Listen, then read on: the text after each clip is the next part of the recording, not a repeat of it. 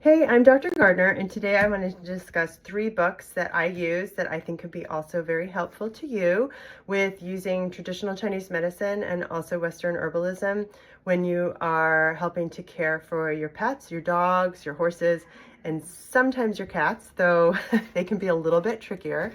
So the first book that I love is by Mary Blue. It's Herbal Essentials.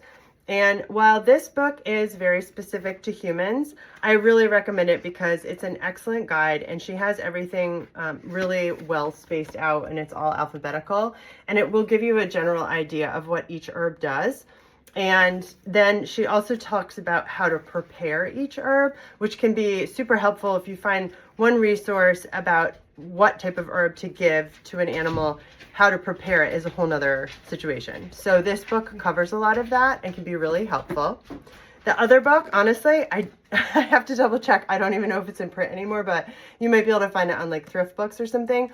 This book has been around for a really long time and it is primarily traditional Chinese medicine, but she does have some Western herbalism mixed in. And she also talks about the meridians and she talks about acupuncture points and things like that. So this is a really, really cool book and I strongly recommend it if you can get a hold of a copy. If I can find a link to it, I will put it below. It probably doesn't even look like this anymore. Mine is so old, but this is also a great book. And then the last book, admittedly, is not a regular book. It is a textbook. It was very expensive, but if you're super into food therapy and animals and nutrition and things like that, and you really, really want to know all about it, this textbook is totally incredible. It has pretty much any like food, herb, anything that you could think of that you would want to give. And it also tells you about the energetics of that food, which is really, really neat. It is all from a traditional Chinese medicine perspective.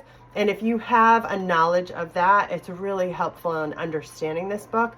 But it is really incredible. And I think because it's so inclusive of so many different foods, I think that anyone anywhere in the world could find a recipe in here for their dog, their cat, or potentially their horse. So this is a really great book too. So those are 3 resources that I love and cherish, and I hope that that's helpful to you. I will put links below to everything. This is my only one I'm worried about, but where you can get these books. So I hope that helps.